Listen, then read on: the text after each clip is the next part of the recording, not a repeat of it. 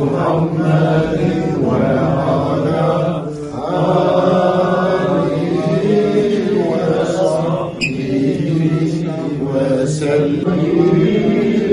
وصحبه وسلم اللهم صل على سيدنا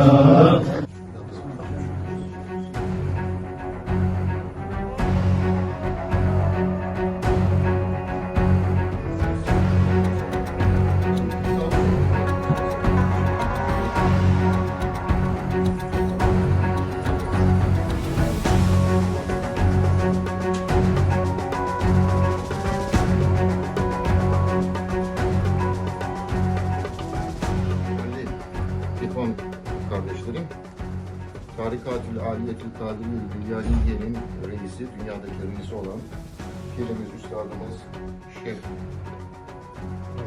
Birya Said el-Berzenci Hazretleri kendi tekkesini açmak için İstanbul'da.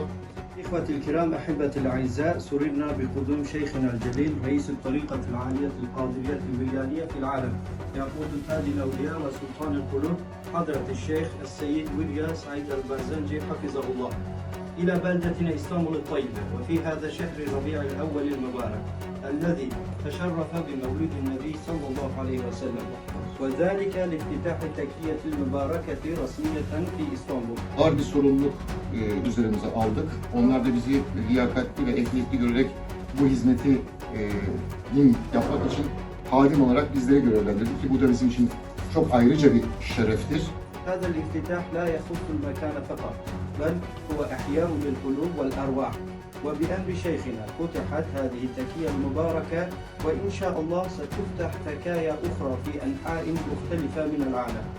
باسم حضرة شيخنا الشيخ ولي الشيخ سعيد البرزنجي شيخ الطريقة العالية القادرية اليمنية في العالم الإسلامي.